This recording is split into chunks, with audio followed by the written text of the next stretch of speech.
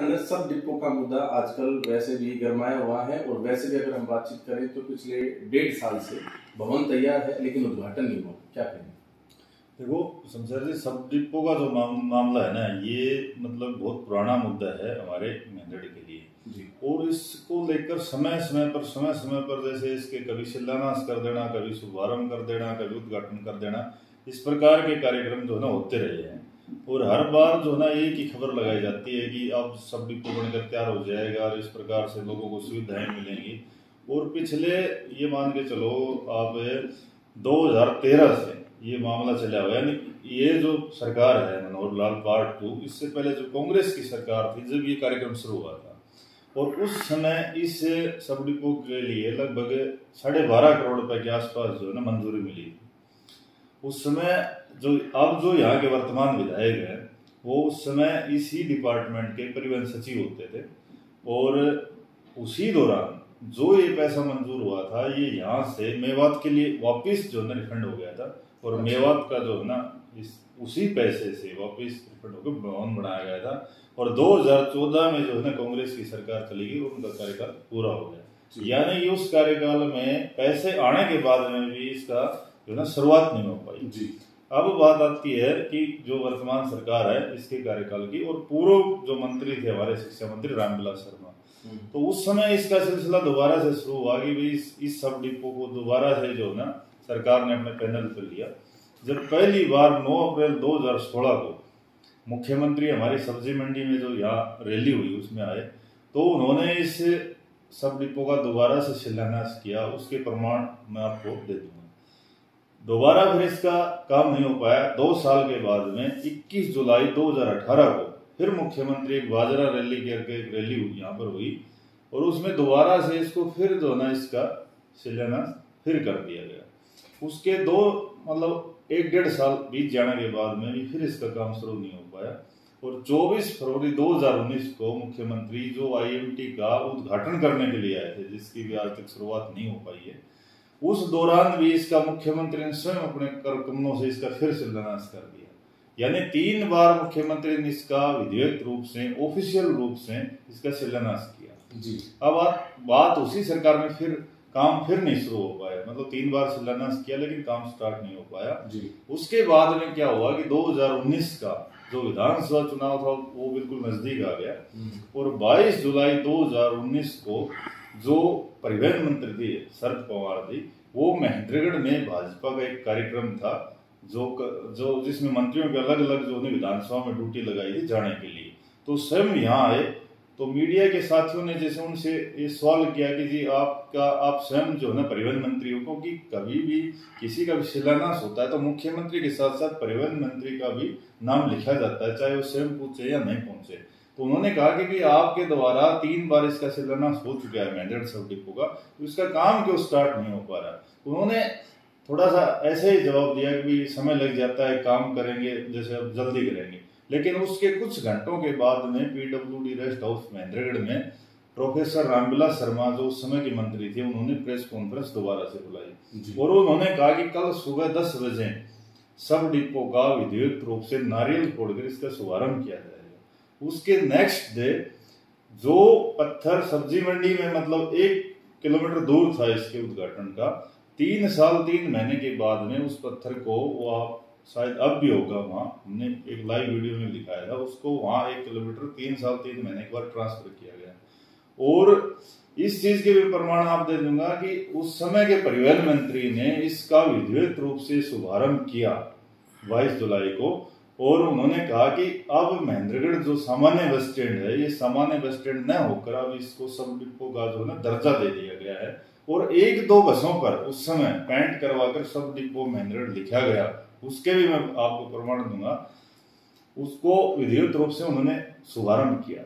और जब सब डिपो बन जाता है तो TM यानी ट्रेवल मैनेजर की वह नियुक्ति होती है। तो उन्होंने उस समय अपने बयान में कहा था कि जो रितु शर्मा है जिनकी रेवाड़ी पोस्टिंग है, वो कल से यहाँ एज ए TM यहाँ नियुक्त कर दी जाएंगी, और कल से महेंद्रगढ़ सब डिपो का कार्यक्रम विधिवत रूप से शुभारंभ हो जाएगा। सभी बसें यहीं से चलेंगी, महेंद्रगढ़ सब डिपो की बस मतलब यहाँ से चलेंगे। महेंद्रगढ़ सब डिपो आज से ऑफिशियल लेवल से महेंद्रगढ़ सब डिपो है। लेकिन उसके बाद और इसका जो पैसा था उन्होंने कहा कि जो सब डिपो का तो मतलब शुभारंभ कर दिया, लेकिन उसके बाद में कई बार क्या होता है कि जैसे किसी हम तहसील को सब डिवीजन बना देते हैं लेकिन उसका भवन नहीं होता, तो सरकार क्या करती है कि तब तक सब डिवीजन के अधिकारियों को बैठा दो, काम यहाँ स्टार्ट हो जाएगा और भवन जो है ना भवन के लिए हम पैसा देंगे, बनकर बाद में तैयार हो जाएगा। तो उन्होंने कहा कि इसमें 14-14.5 करोड़ रुपए का जो लागत आएगी वो बजट हम मंजूर कर देंगे। लेकिन आज से मतलब सब डिपो बन चुका है, सब डिपो का उन्होंने कहा कि अब कोई रोड़ा नहीं है, सिर्फ भवन का पैसा रिलीज किया जाएगा। उसके बाद में जैसे ये शिक्षा मंत्री रामविलास जी भी हार गए और वो परिवहन मंत्री जो थे वो भी मतलब नहीं रहे उस विभाग में, उनको बाद में दोबारा से मतलब टिकट नहीं मिली। अब आ जाता है मनोहर लाल जैसे पार्ट 2 का कार्यक्रम शुरू हो जाता है 2019 के बाद में, दोबारा से भाजपा सरकार बन जाती है। उसके बाद में इन्होंने वर्कशॉप के जो 6.25 करोड़ रुपए 6.5 करोड़ रुपए की जो अनुमानित लागत थी वो पैसे रिलीज किए और वो वर्कशॉप जो है ना मतलब बनकर तैयार हो गया और उसको भी बने हुए ये मान के चलो कि 2 साल के आसपास हो गए। लेकिन अब इस बात की चर्चा चल रही है कि भाई सब डिपो का जो शुभारंभ कोई मंत्री करे या मुख्यमंत्री करे। तो मैं एक बात कहना चाहता हूं कि मुख्यमंत्री स्वयं अपने हाथों से 3 बार इसका शिलान्यास ऑलरेडी कर चुके हैं और जब किसी संस्था का शुभारंभ हो चुका है तो ये तो एक भवन की ओपनिंग करनी है जो वर्कशॉप का है। और इसमें भी बताया जा रहा है कि ये जो जैसे इसमें टैंक होता है, पेट्रोल पंप होता है सरकारी, वो वहां होता है गाड़ियों में तेल डालने के लिए और गाड़ियों को वहां काम होता है, तो कह रहे हैं कि उसकी वजह से लंबित है। जबकि ऐसी बात नहीं है कि अब सरकार ने ये आदेश कर दिया कि अब सब डिपो पे जो ना पेट्रोल या मतलब डीजल देने की जरूरत नहीं है। अब गवर्नमेंट ने ये कर रखा है कि कोई भी नजदीक पेट्रोल पंप जो भी है उसको ऑथोराइज कर दिया जाता है और वहां से डीजल इन गाड़ियों में डलवाया जाता है। ऐसा नहीं है कि उसकी वजह से लंबित है। अब ये कह रहे हैं कि भाई इसका जो शुभारंभ किया जाए, तो शुभारंभ तो मैं ये कहना चाहता हूँ कि इसका 22 जुलाई 2019 को ऑलरेडी हो चुका है और ये उन्होंने ऑफिशियल लेवल से किया था। लेकिन ये ऐसे कैसे हो गया कि उन्होंने शुभारंभ कर दिया और आज भी अगर हम बोर्ड पढ़ेंगे तो सामान्य बस स्टैंड महंगड़ का है, आपने भी पढ़ा होगा जी। तो ये तो इसका मतलब तो ये हुआ कि सरकार सिर्फ गुमराह कर रही है। ये अब कैसे माना जाएगा कि अब भी ये जो मतलब ये वर्कशॉप की जो बिल्डिंग है इसका शुभारंभ हो गया, तो ये कैसे अथोराइज होगा कि ये सब डिपो है। सब डिपो तो जब अथोराइज होगा ना, जब यहाँ अधिकारी बैठने लगे, इसके नाम से बस चलने लगे, तो ये मतलब एक असमंजस यहाँ के लोगों में बना हुआ है कि ये जो बिल्डिंग है ये सब डिपो की है और इसका शुभारंभ नहीं किया जा रहा है। लेकिन सब डिपो का शुभारंभ तो ऑलरेडी हो चुका है और उस समय के परिवहन मंत्री कर चुके हैं, लेकिन उसके बाद में कोई एक्शन नहीं हुआ। न तो यहाँ कोई अधिकारी बैठा, न कोई बसों पे प्रिंट करवाएगा और न स्पेशल बसें चली। और आज जो मांग करी जा रही है कि इसका जो उद्घाटन करा जाए, इसकी स्टार्टिंग करी जाए, तो ये ऐसा नहीं है। और अब भी अगर उद्घाटन करवाना है तो मैं एक बात कहना चाहता हूँ कि एक बार फिर करवा लो। अब जो परिवहन मंत्री हैं मूलचंद शर्मा, वो रामविलास शर्मा के समधी हैं और वो ये मान के चलो कि 1-2 महीने में अक्सर महेंद्र उनके निवास स्थान पर आते हैं। तो अब ये मामला क्यों अटका रखा है कि भाई उनका स्वयं का समधी जो है ना परिवहन मंत्री है और पैसा भी पूरा नहीं दिया। इसमें सिर्फ 6 करोड़ रुपए दिए वर्कशॉप के, जो सब डिपो का जो बिल्डिंग बननी थी उसका पैसा रिलीज नहीं किया गया, बाकी जो ऑफिस बननी है उनका पैसा रिलीज नहीं किया गया। ये तो एक महेंद्र की जनता को मतलब गुमराह किया जा रहा है और लोगों को ये पता नहीं कि ये सब डिपो है या सामान्य बस स्टैंड है। लोगों में एक असमंजस पैदा कर रखा है। बार बार अखबारों में भी अगर पीछे से लेकर लास्ट तक की आप अखबारों की कटिंग पढ़ेंगे तो उनसे भी एक असमंजस पैदा हो जाता है, क्योंकि उस समय ये कह दिया गया था कि भाई ये सब डिपो का शुभारंभ हो गया। अब ये कहा जा रहा है कि सब डिपो का जो है ना इस बिल्डिंग का अगर शुभारंभ हो जाए तो सब डिपो बने। मतलब जो मेरे कहने का तात्पर्य ये है कि यहाँ के लोगों को सब डिपो के नाम से पिछले मतलब 8-10 साल से सिर्फ गुमराह किया जा रहा है। तो ये सब महेंद्रगढ़ में ही क्यों देखने को मिलता है? कभी सड़क की बात आए तो सड़क नहीं है, या फिर कुछ अन्य जो चीजें हैं जैसे स्टेडियम या और अन्य चीजें हैं, स्विमिंग पूल, ये सभी चीजों में किसी में पानी नहीं है, किसी में ग्राउंड प्रॉपर से मेंटेन नहीं है, कहीं पर सड़क नहीं है। सभी विकास के मुद्दे जो है आज भी जो है महेंद्रगढ़ के अंदर संघर्ष हमें करना पड़ रहा है। क्यों? देखो, इसके मुख्यतः 2 कारण हैं। एक तो जो है ना कमजोर प्रतिनिधि, मतलब सत्ता पक्ष का व्यक्ति भी कमजोर होना और विपक्ष का भी कमजोर होना, क्योंकि लोकतंत्र में विपक्ष का मजबूत होना बहुत जरूरी है। क्योंकि विपक्ष जो सरकार की जो कमियां हैं उनको अगर हम समय समय पर सरकार के सामने या प्रशासन के सामने नहीं रखेंगे तो क्या होता है कि जो आम वोटर है, आमजन है, उनको ये पता ही नहीं चलता कि भाई ये संस्था है क्या, इसमें टेक्निकल कमी रह क्या गई है, इसकी ओपनिंग हो क्यों नहीं पा रही है। तो विपक्ष इन चीजों को आमजन तक पहुंचाने में, बताने में और समझाने में बिल्कुल नाकाम है विपक्ष का नेता। और दूसरी बात यह है कि जब आमजन तक वो बात नहीं पहुंच पा रही तो सत्ता पक्ष का नेता क्या करता है कि वो कह देता है कि हमने शिलान्यास कर लिया। तो आमजन मेहनत का एक तो वैसे लोग बहुत शरीफ है, वो ये मान लेते हैं कि भाई इसका शुभारंभ हो गया, यहाँ के पूर्व के मंत्री ने या उस समय के मंत्री ने कह दिया तो ठीक ही कहा है, क्योंकि उस चीज को विपक्ष समझा नहीं पा रहा। अगर विपक्ष समय समय पर इन बातों को समझाए तब आमजन को ये पता चले कि भाई इस प्रकार की जो कमियां हैं और इस वजह से जो है ना बेवकूफ बनाया जा रहा है। लेकिन विपक्ष इसलिए नहीं समझा पा रहा क्योंकि उनके स्वयं के कार्यकाल के दौरान उन्होंने भी खुद जनता को बेवकूफ बनाया है। तो ये मतलब कहने का मतलब ये है कि पक्ष विपक्ष में दोनों में कमियां हैं और इसलिए न तो विपक्ष उजागर करना चाह रहा और सत्ता पक्ष जो अपनी तरफ से जो बयान दे देता है उसी को मीडिया में छाप लिया जाता है और वही बात जो है ना मान ली जाती है। अभी जैसे आप वाली बात में बात करूं तो अभी 2-3 दिन पहले की बात है, यहाँ के पूर्व शिक्षा मंत्री रामविलास शर्मा ने अखबार में एक न्यूज लगवाई पुरानी फोटो लगाकर। वो मैंने फोटो सोशल मीडिया पे भी डाली थी कि कुछ दिन पहले 10 मार्च को जब 4 राज्यों में भाजपा की सरकार बनी तो उन्होंने जो है ना मुख्यमंत्री को मिठाई खिलाई थी और उसी फोटो को कुछ दिन के बाद में अपडेट कर दिया गया कि आईएमटी का जो है ना 1200 एकड़ में प्रावधान किया गया है बजट में और उसके लिए शिक्षा मंत्री ने मुख्यमंत्री का धन्यवाद किया और सारी प्रिंट मीडिया में वो सारे अखबारों में वो खबर छपी।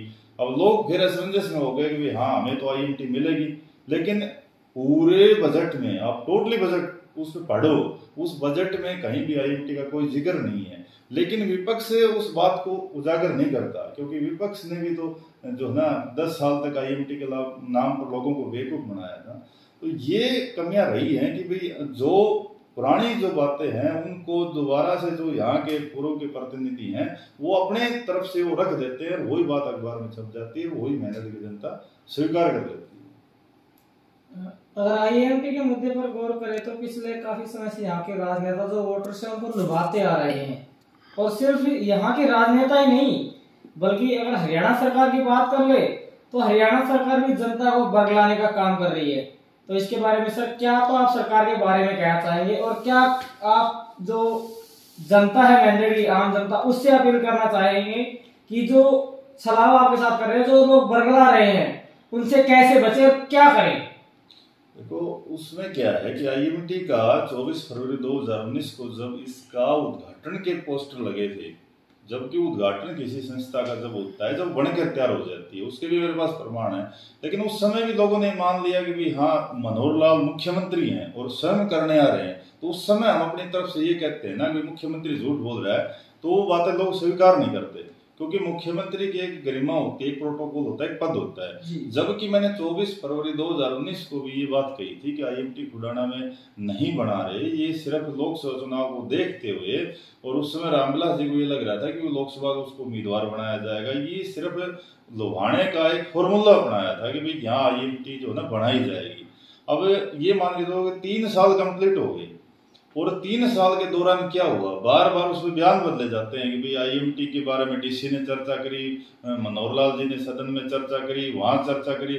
3 साल में किसी भी बजट में जो है इसका कोई प्रावधान नहीं है और जब तक बजट में प्रावधान नहीं होगा, बजट में इसकी चर्चा नहीं होगी, बजट में मार्किंग नहीं होगी, तब तक ये प्रोजेक्ट बनेगा नहीं।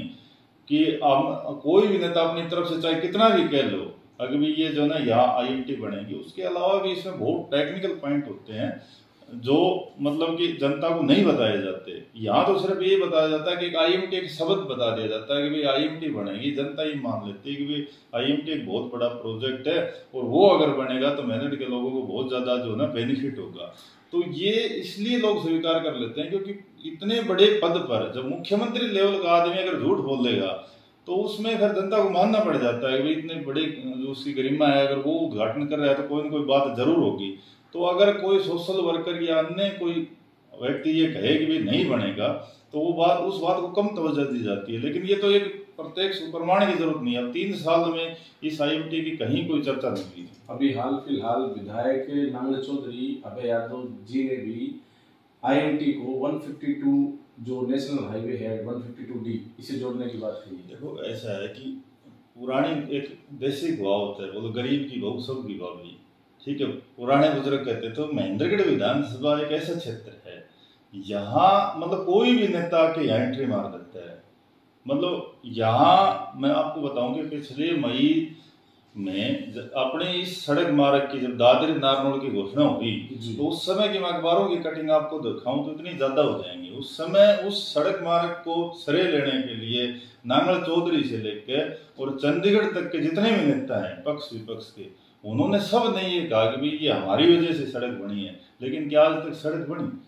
अब पीछे भी एक पोस्टर वार महेंद्रगढ़ विधानसभा में हुआ था। देखो मैं एक बात बताना चाहता हूँ कि व्यक्तिगत रूप से मैं अभय सिंह का विरोध नहीं हूँ, उन्होंने अपनी विधानसभा में खूब काम करवाए हैं, खूब अच्छे विधायक है, लेकिन महेंद्रगढ़ के साथ वो भी समय समय पर मजाक करते रहते हैं, चाहे वो सड़क की बात हो, चाहे IMT की बात हो, चाहे नहरों की बात हो। वो एक ऐसा बयान वहां से रिलीज कर देते हैं कि उससे महेंद्रगढ़ की जनता को ये लगने लग जाता है भी ठीक है रामविलास जी झूठ बोल रहे हैं, दान सिंह जी झूठ बोल रहे हैं, बोला अभय सिंह बोलो वो झूठ नहीं बोलता होगा। अब मैं एक बात पूछना चाहता हूँ कि अभय सिंह ने इस सड़क मार्ग को क्यों छुटवाया? ये सड़क मार्ग जब कैंसिल हुआ तो मंदोला से लेकर रायमलिकपुर तक कैंसिल हुआ। अगर अभय सिंह चाहते तो उन्होंने सिर्फ नारनौल से लेकर रायमलिकपुर का 148B का टुकड़ा बनवाया जो बनकर तैयार हो गया और आपने वो दिखाया भी है। अगर उनको महेंद्रगढ़ के प्रति भी कोई संवेदना होती तो मंदोला से लेकर रायमलिकपुर तक का प्रस्ताव जो उन्होंने नितिन गडकरी को रखते और आज वो सड़क बनकर तैयार हो जाती। अब पिछले 1 साल से उन्होंने फिर मजाक बना रखा है इसी सड़क को कि वो वहां से एक बयान रिलीज करते हैं, उस बयान को की कॉपी पेस्ट करके जो हमारे वर्तमान और पूर्व के जो प्रतिनिधि हैं वो उसी को मॉडिफाई करके कह देते हैं कि हमारे वजह से हुआ। अब ये बात बताओ ना कि इस सड़क मार्ग का काम क्यों शुरू नहीं हुआ? अगर अभय सिंह की यहाँ के प्रति अगर ये संवेदना होती, बनवाना चाहते तो अपनी विधानसभा में इतने काम करवा सकते हैं तो यहाँ भी करवा लेते। वो तो एक क्या करते हैं कि भाई वो यहाँ के लोगों को अपने प्रति आकर्षण करने के लिए इस प्रकार का बयान डालते हैं कि भाई मैं जो ना इसको IMT को यहाँ से लिंक करवा दूंगा, यहाँ मेडिकल कॉलेज की ऐसी व्यवस्था करवा दूंगा। मुझे एक बात बता दो कि उन्होंने जो भी बयान दिए हैं उनमें कोई भी अगर महेंद्रगढ़ विधानसभा में काम करवाया हो तो हम ये मान सकते हैं कि महेंद्रगढ़ विधानसभा के प्रति भी वो सचेत हैं।